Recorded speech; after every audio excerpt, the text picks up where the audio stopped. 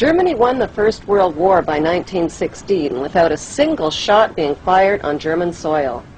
British convoys were blown out of the Atlantic by German subs, the French army mutinied, and the Russian army was defecting. With British Prime Minister Lloyd George up against a wall, Lionel Rothschild and the Jewish Zionists offered the British a deal they couldn't refuse. "We'll bring the United States into the war as your ally and win the war for you," they said, "if you'll promise us Palestine." In April of 1917, President Wilson got the green light and declared war on Germany. Because of overwhelming opposition to the war, Wilson invoked the draft and passed the Espionage Act, forcing Americans to fight or be thrown in jail. Billions of U.S. taxpayers' money was delivered to the British war machine, money that was never repaid. In return, the British government wrote the famous Balfour Declaration and addressed it to none other than Lord Lionel Rothschild. The declaration promised Palestine and Israel to the Rothschild Zionists. In 1817, Lord Allenby conquered the Holy Land, and the Jews were promised a national home in Palestine by the Earl of Balfour, a policy endorsed by Woodrow Wilson and by the League of Nations, which made Palestine a British mandate.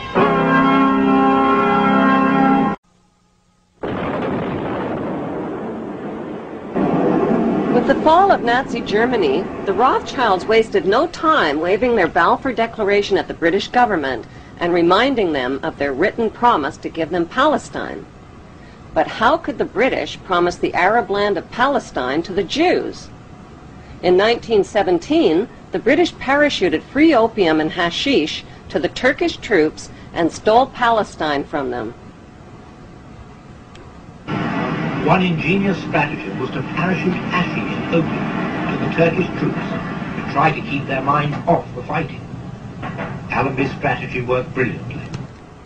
During World War II, the British needed Arab oil and signed an agreement with the Arabs which forbid Jewish immigration into Palestine.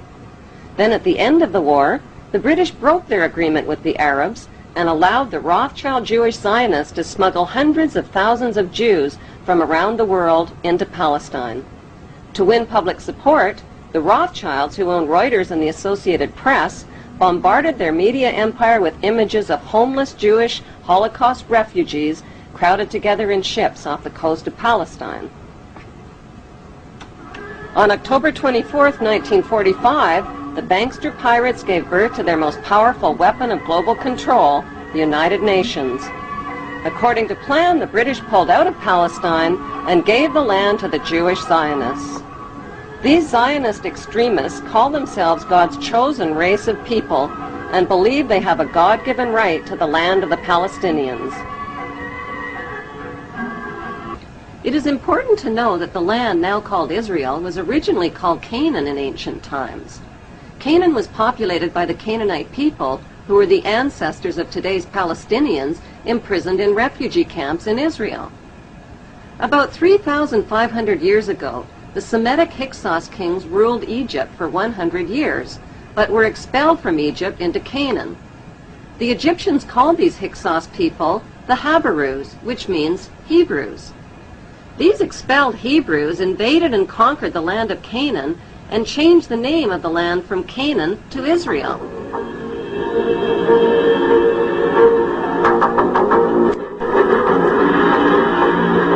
In 135 AD, the name was once again changed to Palestine after the Romans conquered the land. In 1948, the bankster-controlled United Nations officially turned Palestine into the Zionist State of Israel. To deal with the millions of Palestinian residents, the Israeli Jews massacred and drove them from their villages and homeland.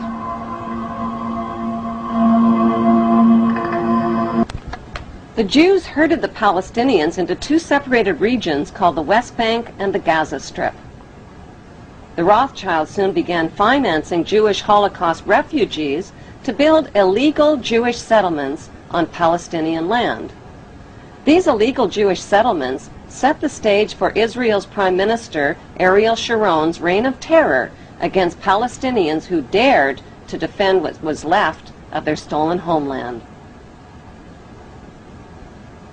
Like Saddam Hussein, Sharon violated dozens of UN resolutions by using hundreds of tanks and American-supplied gunships and planes in an unrelenting campaign of bombing, murdering, bulldozing, starving, and terrorizing the Palestinians off of what remained of their land.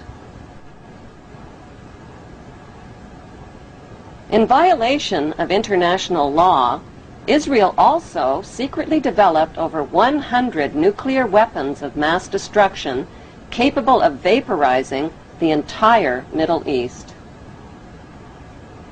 Defenseless against Israel's U.S.-backed military and media campaign, the Palestinian Muslims fought back with sticks and stones and suicide as their only means of defense against the wholesale theft of their ancient homeland.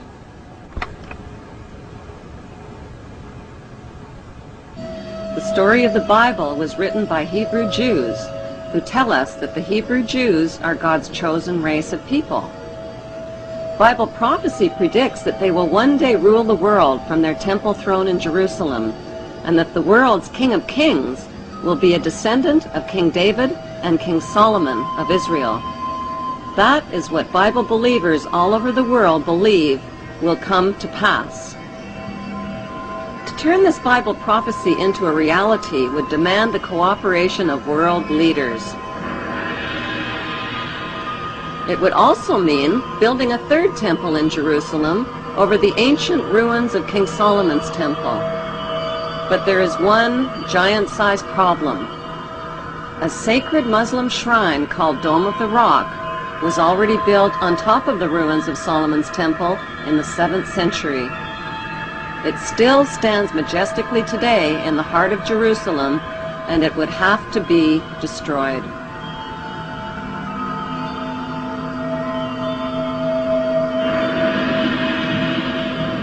Since Israel is surrounded by not-so-friendly Muslim nations, and with millions of Muslim Palestinians living in Israel's West Bank and Gaza Strip, this Bible prophecy is impossible to fulfill, or is it?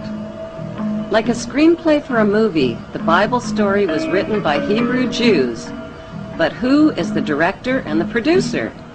Is it God, or is it a special interest group of the world's wealthiest men?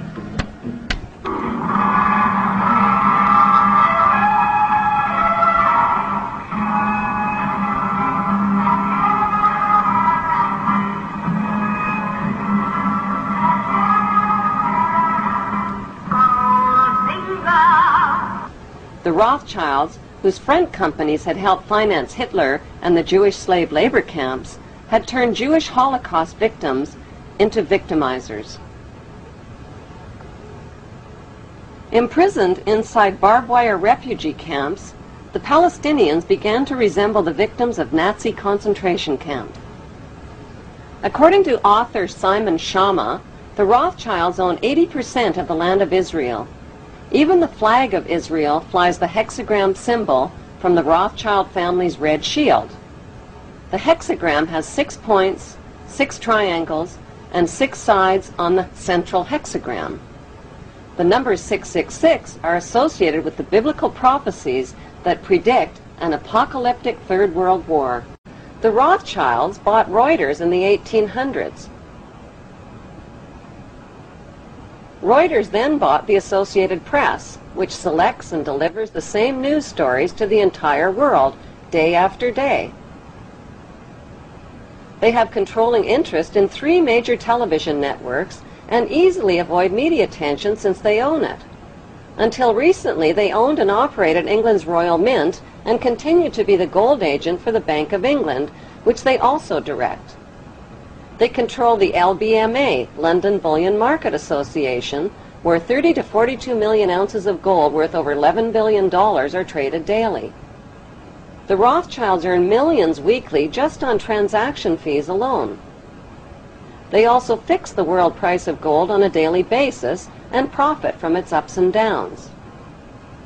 Over the centuries, the Rothschilds have amassed trillions of dollars worth of gold bullion in their subterranean vaults and have cornered the world's gold supply. They own controlling interest in the world's largest oil company, Royal Dutch Shell. They operate phony charities and offshore banking services where the wealth of the black nobility in the Vatican is hidden in secret accounts at Rothschilds Swiss banks, trusts, and holding companies. Although Evelyn Rothschild looks like a harmless gray-haired old man, make no mistake about it, Rothschild and his ancestors have handpicked presidents, crashed stock markets, bankrupted nations, orchestrated wars, and sponsored the mass murder and impoverishment of millions. The wealth hoarded by this one family alone could feed, clothe, and shelter every human being on earth.